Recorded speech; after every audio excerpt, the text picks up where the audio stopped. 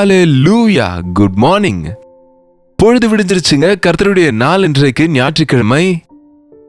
ஆலயத்துக்கு போகணும்ல. ஞாயிற்றுக்கிழமை என்ற உடனே எவ்வளவு ஆர்ப்பாட்டமா, எவ்வளவு ஆனந்தமா, எவ்வளவு சந்தோஷமா, எவ்வளவு டக்கு டக்குன்னு ரெடி ஆகணும் ஆலயத்துக்கு. கர்த்தருடைய ஆலயத்துக்கு போவோம் வாருங்கள் என்ற போது நான் சந்தோஷப்பட்டேன் என்று சொன்ன தாவீதை போல நாம இருக்கிறோமா? ஆலயத்துக்கு போலான்னா நீங்க போங்க, நான் பின்னாடி வரேன், போகலாங்க ஆலயம் தானே என்று அலட்சியம் செய்கிறவங்களாக இருக்கிறீங்களா? கர்த்தரை நேசிக்கிறவங்க அவருடைய ஆலயத்தை நேசிப்பாங்க. அவருடைய ஆலயத்தை நேசிக்கிறவங்க அவருடைய ஆசீர்வாதங்களை சம்பாதித்துக் கொள்ளுவாங்க. வாங்க ஒரு சிறிய ஜெபம் செய்வோம். பரிசுத்தரே உமக்கு நன்றி ஆண்டவரே. ஆலயத்துக்கு போவதற்கு முன்பு உம்முடைய வார்த்தை தியானிக்கையிலே எங்க வாழ்க்கையில எல்லா குறைகளும் தீர்கிற சம்பூர்ணமான நிலையில நாங்க இருக்கும்படிக்கு நீர் ஆசீர்வதிக்க வேண்டும் என்று கிறிஸ்துவின் நாமத்தில் ஜெபிக்கிறோம் பிதாவே. ஆமென். என்ன வரும் ஆலயத்துக்கு போனா? என்ன வரும் என்னங்க? எல்லாம் வரும் இல்லையா? நம்ம ஆலயத்துக்கு போகும்போது சில சர்ச்சஸ்ல இப்போ கூட இந்த கர்த்தர் கற்றுக் கொடுத்த ஜெபத்தை செய்து கொண்டே இருப்பாங்க. அப்படின்னா ஜெபம் முடிந்த பிறகு ஆசீர்வாத ஜெபத்திற்கு முன்பு சபையெல்லாம் சேர்ந்து பரமண்டலத்தில் இருக்கிற எங்கள் பிதாவே உம்முடைய நாமம் பரிசுத்தப்படுவதாக, உம்முடைய ராஜ்யம் வருவதாக, உம்முடைய சித்தம் பரமண்டலத்தில் செய்யப்படுவது போல பூமியிலும் செய்யப்படுவதாக, அன்றென்றுள்ள ஆகாரத்தை எங்களுக்கு தாரும். எங்களுக்கு விரோதமாய் குற்றம் செய்கிறவர்களுக்கு நாங்கள் மன்னிக்கிறது போல எங்கள் குற்றங்களை எங்களுக்கு மன்னியும். சோதனைக்கு உட்பட பண்ணாமல் தீமை நின்று ரட்சித்துக் கொள்ளும். ஏனென்றால் ராஜ்யமும் வல்லமையும் மகிமையும் என்றென்றைக்கும் உம்முடையவைகளே. ஆமென். உங்களுக்கு வருமா இந்த ஜெபம்? சிலர் இன்றைக்கு இது ஒரு சடங்கு மாதிரியான ஒரு ஜெபங்க, இதெல்லாம் இன்றைக்கு தேவையில்லை என்று சொல்றவங்க கூட இருக்கிறாங்க. சிலர் இதை ஒரு பழக்கமா மனப்பாடமா செய்கிறவங்க இருக்கிறாங்க. சிலர் எத்தனை முறை செய்தாலும் திரும்பவும் புத்தகத்துல பார்த்து படிக்கிறவங்களாகவே இருந்து விடுறாங்க. நாம எதை செய்தாலும் முழு மனதோடு செய்வதை கற்றுக்கொள்ளணுங்க. இதிலே ஆண்டவர் கற்றுக் கொடுத்த ஜெபம் இது. பரலோக ஜெபம்னு யாரோ பேர் வைத்திருக்கிறாங்க. பரலோகத்துல நீ ஜெபிக்க வேண்டிய அவசியம் இருக்காதுங்க. ஆண்டவர்கிட்டே இருப்போம் இல்லையா? அங்க ஜெபிக்க வேண்டிய வேண்டிக் கொள்ள வேண்டிய அவசியம் என்ன இருக்கு? நேர ஆண்டவர் இருக்காரு. அங்க குறைகளே இல்ல, தேவைகளே இல்ல, கண்ணீர் இல்ல, கஷ்டம் இல்ல, வியாதிகள் இல்ல, மரணமே இல்ல, பசி இல்ல, தாகம் இல்ல. அதனால அங்கே நாம தேவனுக்கு ஜெபிக்க வேண்டிய அவசியம் எதுவுமே இல்ல அங்க. ஆனா இங்க எல்லாம் இருக்கு. வீட்டுல நல்லா இருந்தா உடம்பு நல்லா இருக்காது, உடம்பு நல்லா இருந்தா வீட்டுல நல்லா இருக்காது, உடம்பு நல்லா இருந்தா சாப்பிட முடியாது, சாப்பாடு இருந்தா உடம்பு நல்லா இருக்காது, அடுப்புக்கு மேல இருந்தா அடுப்பு கீழே இருக்காது. என்ன சாப்பிடுவோம், என்ன உடுப்போம், என்னத்தை குடிப்போம், தினமும் இதே போராட்டம் ஆராட்டம். எத்தனை பேர் விசுவாசிக்கிறீங்க எங்களுக்கு அன்றைக்கான ஆகாரத்தை அன்றைக்கு எங்களுக்கு தாரும் என்று நீங்க ஜெபிக்கும் போது எந்த நாளுக்கு அந்த நாள் நமக்கு தேவையான ஆகாரத்தை, ஆகாரம் மட்டும் இல்லைங்க, நம் அடிப்படை தேவைகளை, நமக்கு அடிப்படையாக என்ன வேண்டுமோ எல்லாமே பரலோகத்தின் தகப்பன் நமக்கு கொடுப்பார் என்று எத்தனை பேர் நம்புறீங்க? நமக்கு கிடைக்கிற, நம்முடைய கைகளில் கொடுக்கப்படுகிற ஒவ்வொரு ஈவும் அது தேவனிடத்திலிருந்து வந்தது. தேவன் நமக்கு கொடுப்பாருன்னா தினமும் பரலோகத்திலிருந்து இறங்கி வந்து நம்ம கதவை தட்டி மூட்டை மூட்டையா கொடுத்துட்டு போவாருன்னு நினைக்கிறீங்களா என்ன? அப்படி அல்ல. தேவன் சில முறை, அநேக முறை மனிதர்கள் மூலமாக நமக்கு கொடுக்க வைப்பாரு. அரசாங்கம் மூலியமா வரலாம். ஒருவேளை நீங்க அரசு உத்தியோகத்துல இருந்தா, உங்க ஃப்ரெண்ட்ஸ் மூலமா, உங்க பெற்றோர் மூலமா, உங்க வீட்டுல இருக்கிறவங்க மூலமா, ஏதாவது ஒரு விதத்துல இன்னொருவர் மூலமா தேவன் நமக்கு கொடுப்பாரு. ஆனா சோர்சஸ் எல்லாம் அவருடையது. அவங்க ஒரு போஸ்ட்மேன் போல நமக்கு. அந்த காலத்துல எம்ஓஸ் எல்லாம் போஸ்ட்ல அனுப்புவாங்க. இப்ப போன்பே, கூகுள் பே ஆயிடுச்சு இல்லையா? அந்த காலத்துல எம்ஓ அனுப்புனா 3 நாள் ஆகும் அங்கிருந்து இங்க வர்றதுக்கு. ஆனாலும் எம்ஓ வந்ததுன்னா ரொம்ப சந்தோஷமாக இருக்கும். கையெழுத்து போட்ட பிறகு அவர் பணத்தை கொடுப்பார். போஸ்ட்மேன் இல்ல இல்லையா பணத்தை கொடுத்தது? பணம் கொடுத்தது யாரு? அனுப்புன உங்க அம்மாவோ அப்பாவோ. அவங்க அனுப்பின பணத்தை போஸ்ட்மேன் கொண்டு வந்து கொடுத்தார். அப்படிதான் தேவன் உங்களுடைய தேவைகளை சந்திப்பதற்கு இந்த உலகத்துல யாராவது ஒருத்தர் போஸ்ட்மேன் போல பயன்படுத்துவாருங்க. அதுக்குன்னு நீங்க தேவனை மறந்துட்டு அவங்க தான் எனக்கு கொடுத்தாங்க, இவங்க தான் எனக்கு கொடுத்தாங்க, இவங்க மூலமா எனக்கு கிடைச்சதுன்னு சொல்லி தேவனை விட்டு விட்டு ஒருவரையே நம்பிக்கொண்டு இருக்காதீங்க. புரியுதாங்க? நிச்சயமா தேவன் நம்முடைய தேவைகளை ஏதாவது விதத்துல சந்திப்பார். ஆனா எந்த விதத்துல நம்முடைய தேவைகள் சந்திக்கப்பட்டாலும் இது தேவனால மட்டும்தான் சாத்தியம் என்றதை மறந்துவிடக்கூடாது. எடுத்துக்காட்டுக்கு, எலியா தீர்க்கதரிசிக்கு பஞ்ச காலத்துல காகம் உணவை கொண்டு வந்து கொடுத்ததாம். எங்கிருந்து கொண்டு வந்தது? எந்த பேக்கரியிலிருந்து கொண்டு வந்தது? எந்த ஹோட்டல்ல இருந்து கொண்டு வந்தது? ஒன்னும் இல்லங்க. நான் காகத்துக்கு கட்டளை கொடுத்திருக்கிறேன், காலையிலயும் மாலையிலயும் ஃப்ரெஷ்ஷா பிரெட்டை கொண்டு வந்து கொடுக்கும். ஒரு சாண்ட்விச் கொண்டு வந்து கொடுப்பது போல அப்பமும் மாமிசமும் கொண்டு வந்து கொடுத்தது.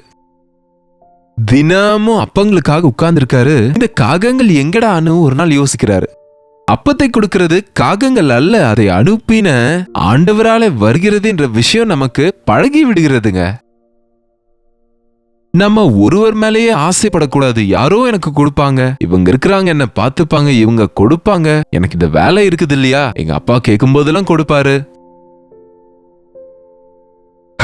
இன்றைக்கு மனுஷனை நம்புறாங்க, பணக்காரங்களை நம்புறாங்க, லோன் கொடுக்கறவங்கள நம்புறாங்க. லோன் கிடைச்சதுன்னு ஹல்லேலூயா சொல்றவங்களும் இருக்கிறாங்க.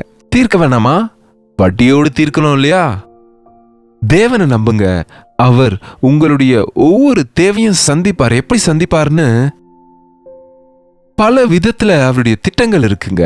நீங்க உண்மையாகவே தேவ பிள்ளையா இருந்து அவருடைய ஆலயத்துக்கு போய் அவர் ஆராதித்தா, என் நீதியையும் ராஜ்யத்தையும் முதலிலே தேடுனா, அதாவது ஆண்டவரை முதல்ல நம்பினா, என் வேலைகளை முதலாவது செய்தா, என் சமூகத்துல காத்திருந்தா, என்னை கனப்படுத்தினால் நான் உங்கள் தேவைகள் எல்லாம் சந்திப்பேன் என்று சொன்ன தேவன் நமக்கு எப்பொழுதும் துணையா இருக்கிறாருங்க. ஒரு நாள் காகம் வரல, ஒரு நாள் அந்த கேரித்து ஊற்று நின்று விட்டது. ஆனா தேவனின் கிருபை, தேவனின் அன்பு, தேவனின் சப்ளை முடியலங்க.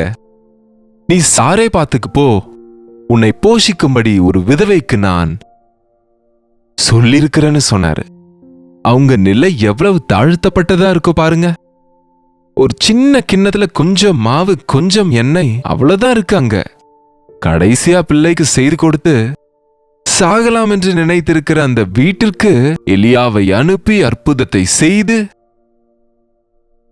அந்த விதவை தனக்கே இல்லாத சூழ்நிலையில ஒரு ஊழியக்காரனை போஷிக்கிற நிலைமைக்கு ஆண்டவர் அவங்களை ஆசீர்வதித்து, அவங்களுடைய கஷ்டத்தையும் அவங்களுடைய பஞ்சத்தையும், பஞ்சகாலம் முழுவதும் தொட்டியில மாவு குறையாமல், களையத்திலே எண்ணெய் குறையாமல் ஆண்டவர் ஆசீர்வதித்தார். எஸ், தேவன் ஆசீர்வதித்தா உங்களுக்கு இருக்கிறது கொஞ்சமானாலும் அது ஆசீர்வதிக்கப்படும் போது மிச்சம் எடுக்கக்கூடிய அளவுக்கு இருக்கும். யாரும் கொடுப்பது இல்லைங்க. உங்ககிட்ட என்ன இருக்குன்ற சூழ்நிலை ஒரு நாள் உங்களுக்கு வருங்க. எப்பவும் எல்லாரையும் பார்க்காதீங்க, உங்ககிட்ட இருக்கிறதுல நீங்க விசுவாசம் வைங்க. கடன்காரன் என் பிள்ளைகளை கொண்டு போக வந்திருக்கிறான் ஐயா, எஜமான் கடன் செய்துட்டு இறந்துட்டான் ஐயா என்று ஒரு விதவை அழுது கொண்டு எலிசாவின் இடத்துல வந்த போது என்ன கேட்டார்? உன்னிடத்துல என்ன இருக்கிறது? என்கிட்ட என்ன இருக்கு ஐயா? கொஞ்சம் என்ன இருக்கு, அவ்வளவுதான். சரி, எல்லா பாத்திரத்தையும் கொண்டு வந்து அதுல ஊற்று. என்ன நடந்தது? அற்புதம். அந்த கொஞ்சத்தை தேவன் ஆசீர்வதித்தார். ஆசீர்வதிப்பதுனா இருக்கிறதை நிறைவாகும்படி மல்டிப்ளை பண்ணுகிறவரா இருக்கிறாரு ஆண்டவர். தேவன் ஆசீர்வதிப்பார்னு நம்பாததுனால நமக்கு ஆசீர்வாதங்கள் இல்லைங்க.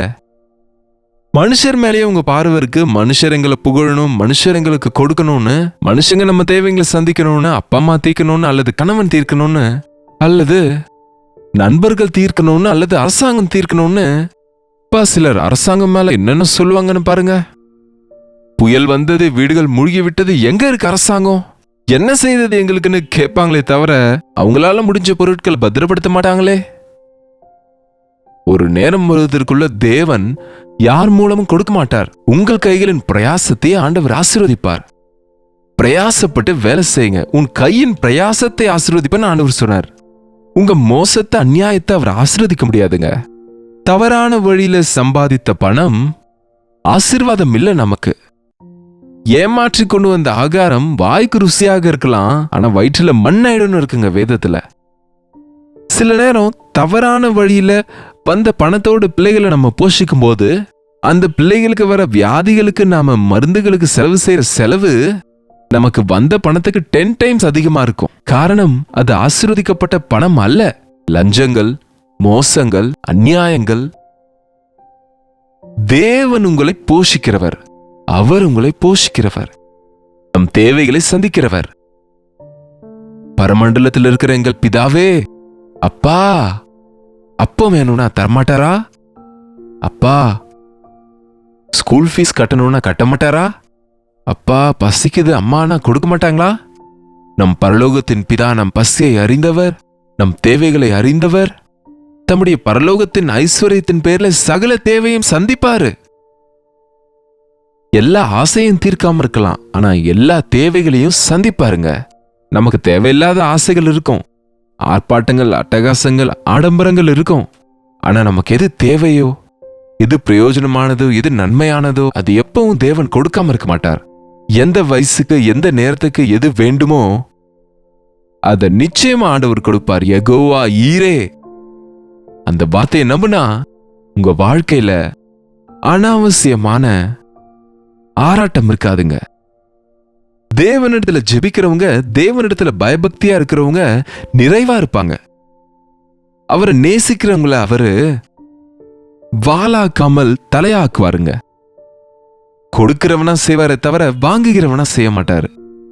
இன்றைக்கு உங்க வாழ்க்கையில ஆசீர்வாதம் இல்லைன்னா தேவனின் மேல விசுவாசம் போயிடுச்சுன்னு அர்த்தம். நீங்க கஷ்டப்பட்டு ஞாயிற்றுக்கிழமையும் பிரயாசப்பட்டு சம்பாதிக்கலாம்னு நினைக்கிறீங்க. அதனால கிழிந்த பையில போட்டது போல உங்க லாபம்லாம் வீணா போயிடுதுங்க. 6 நாட்கள் பிரயாசப்படுங்க. அந்த பிரயாசத்தை ஆண்டவர் ஆசீர்வதிப்பார். உங்க வாழ்நாளுக்கு எல்லாம் தேவையான ஆசீர்வாதத்தை அவர் எப்பவும் தருவாருங்க. உங்க பிள்ளைகள் வளரும்போது அதற்கேற்றபடி உங்க வருமானம் உயரலையா? உங்க பிள்ளைங்க நல்ல காலேஜஸ்க்கு போகும்போது நமக்கு தெரியாமலே அநேக முறை எல்கேஜி ஃபீஸே கட்ட முடியாம இருக்கக்கூடிய சூழ்நிலை இருக்கிற நாட்கள்ல தேவனுடைய உதவியை பெற்றவன் காலேஜ் ஃபீஸ் கூட கட்டுவதற்கு அந்த ஆண்டவரே நாளுக்கு நாள் விருத்தி அடைய நமக்கு செய்து நம்ம செலவு அதிகரிக்கும் போது அவருடைய கிருபை பெருகுங்க, அவருடைய அன்பு பெருகும். அவர் எவ்வளவு யாருக்கு எப்பொழுது கொடுக்கணுமோ அவ்வளவு கொடுக்கக்கூடியவராக இருக்கிறார். ஒரு பக்தன் ஜெபித்தார், ஆண்டவரே என்ன செல்வந்தன் ஆக்காதீங்க, வயிறை நிரப்பிக்கொண்டு தேவன் எங்கன்னு கேட்பேனோ, ஐயா ஏழையாகவும் செய்யாதீங்க, பசி எடுத்து இறைந்து உன்று திருடி உடைய நாமத்தை வெட்கப்படுத்துவனே என்னமோ, எனக்கு தேவையான ஆகாரத்தை கொடுங்க, என்னங்க எனக்கு தேவையான வருமானத்தை கொடுங்க, எனக்கு தேவையானதை தேவைப்படும் போது கொடுங்க ஆண்டவரே உங்களை நம்புறேன்னு நாம சொல்ல முடிஞ்சா நாளை குறித்த கவலை நமக்கு இருக்காது, வருங்காலத்தை குறித்த பயம் நமக்கு இருக்காதுங்க. நீங்க முதல்ல தேவனுடைய ஆலயத்துக்கு போங்க, வசனத்தை வாசிங்க, தேவனுடைய சமூகத்துல ஜெபிங்க, தேவ பிள்ளைகளோடு ஆராதிங்க, கூட இருக்கிறவங்களுடைய கஷ்டங்களை தெரிஞ்சுக்கோங்க, அவங்க குறைவுகளை நிதானிச்சு பாருங்க. அப்ப நீங்க எவ்வளவு ஆசீர்வதிக்கப்பட்டு இருக்கிறீங்களோ என்பதை நீங்க புரிந்து கொள்ள முடியும். நன்றியோடு ஆண்டவரை துதிக்க முடியுங்க. உங்க சாட்சிகளின் மூலம் இன்னும் அநேகர் ஆறுதலை பெறுவாங்க, அவங்க விசுவாசத்துல விருத்தி அடையும்படிக்க நீங்க வாழ முடியுங்க. அதுக்குதாங்க தனிக்காட்டு ராஜான்னு சொல்லுவாங்க. தனிமையா இருப்பதற்கு தேவன் நம்ம சிருஷ்டிக்கலங்க. மனிதன் தனிமையா இருப்பது நல்லது அல்ல என்று தேவன் ஏற்ற துணையாக ஏவாளை கொடுத்தார். 2 பேர் இருந்தா நல்லதா? 2 பேர் இருந்தாலும் பாவம் புகுந்தது. சரி 4 பேர் இருந்தா அண்ணனே தம்பியை கொன்னுட்டான். எல்லாரும் ஒன்றா இருந்தா நல்லதா?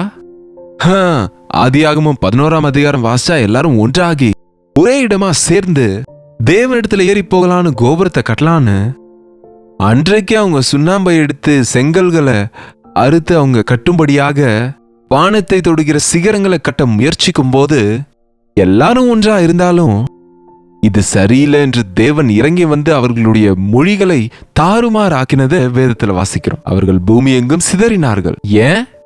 தேவனிடத்துல ஏறி போனா அவருக்கு பொறாமையா? பாருங்க, இன்றைக்கு பிளாட் சிஸ்டம் எங்க பார்த்தாலும் பிளாட்ஸ் இருக்கு இல்லையா? சிகரங்கள் 70-80 தளங்கள் இருக்கிற கட்டடங்களை கட்டுறாங்க எங்க பார்த்தாலும். மனுஷனுக்கு வகை வகையான நோய் வர்றதற்கு காரணம் என்னன்னா, விசாலமான இடம் இருக்கும் போது நீங்க ஒரு நல்ல பெரிய வீடை கட்டிக்கொண்டு சுத்தமான காற்று வெளிச்சம் உங்க வீட்டுக்கு வரும்படி அன்றைக்கு ஜன்னல்கள் இருக்குங்க. ஃபேன் இல்லாவிட்டாலும், எலக்ட்ரிசிட்டி இல்லாம லைட்ஸ் இல்லாவிட்டாலும் நல்ல ஆரோக்கியத்தோட மனுஷங்க வீட்டுல இருப்பாங்க. ஆனா இன்றைக்கு மனுஷங்க ஒரே இடத்துல இருந்து கொண்டு பாவம் அதிகரிக்கிறது. எது எப்போ வேண்டுமா அப்ப கொடுக்கிற தேவன் இருக்கும்போது ஏறி போக வேண்டிய அவசியம் நமக்கு எதுக்கு? உயர்த்துகிறவர் அவர், நிறுத்துகிறவர் அவர், விழாமல் காக்கிறவரும் அவர்தான். ஆலயத்துக்கு போய்கொண்டு தேவ பிள்ளைகளோடு ஆராதித்துக் கொண்டு தேவ வசனத்தை தியானித்து தேவ பிள்ளைகளின் வாழ்க்கையை கவனித்துக் கொண்டிருந்தா இந்த சத்தியத்தெல்லாம் நம்ம விளங்கிக் கொள்ள முடியும்.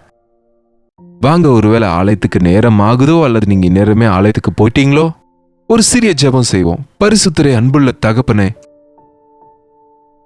எங்கள் பரலோகத்தின் தேவன் எங்கள் தேவைகள் எல்லாம் சந்திப்பார்னு எந்த மனுஷர் மூலமாகவோ எங்கள் பிரயாசத்தையாவது எங்களுக்கு இருப்பதையாவது எல்லா விதத்திலும் தேவனிடத்திலிருந்து எல்லாவற்றையும் நாங்கள் பெறுகிறோம் என்று அறிந்து கொண்டு உமக்கே துதி கன மகிமையை கொடுக்க உம்மை துதிப்பதற்கு எங்கள் பரலோகத்தின் தகப்பன் எங்கள் சகல தேவையையும் சந்திப்பார் என்ற விசுவாசத்தோடு தொடரும்படிக்கு எங்களுக்கு உதவி செய்யும்படிக்கு கிறிஸ்துவின் நாமத்தில் ஜெபிக்கிறோம் நல்ல பிதாவே, ஆமென். பிதாவாகிய தேவனுடைய அன்பும் குமாரனாகிய இயேசு கிறிஸ்துவினுடைய கிருபையும் பரிசுத்த ஆவியானவருடைய அந்யோன்யமும் ஐக்கியமும் கூடி வந்திருக்கிற நம் அனைவருக்கும் இப்பொழுதும் சதா காலமும் துணையா இருப்பதாக, ஆமென். தேவனுக்கு ஸ்தோத்திரம். நீங்க எங்க பாக்குறீங்களோ உங்க பெயரையும் கமெண்ட் செக்ஷன்ல டைப் பண்ணுங்க. லைக் பண்றதுக்கு மறந்துடாதீங்க. யாருக்காவது ஷேர் பண்ணுங்க. Doctor Jayapal YouTube channel subscribe பண்ணிக்கோங்க. ஆண்டவருக்கு சித்தமா இருந்தா இன்றைக்கு மதியம் கல்வரி சர்ச்ல நடக்கிற 2வது ஆராதனைய நீங்க தெலுங்கு மற்றும் தமிழ் மொழியில டாக்டர் ஜெயபால் மெயின் சேனல்ல நீங்க பார்க்கலாம். நீங்க உங்க சர்ச்சஸ் இருந்தா உங்க சர்ச்சஸ்க்கு நீங்க போங்க. எக்ஸ்ட்ரா டைம்ல டே எல்லாம் ஆண்டவரோடு இருக்கணும்னால இந்த வசனத்தையும் நீங்க பார்த்து ஆசீர்வதிக்கப்படுங்க. கர்த்தருக்கு சித்தமா இருந்தா நாளைக்கு இதே நேரத்தில் இதே நிகழ்ச்சியில மீண்டும் கர்த்தருடைய வார்த்தையோடு உங்களை சந்திக்கிறேன். அதுவரை கர்த்தருடைய கிருபை உங்களுக்கு துணையா இருப்பதாக.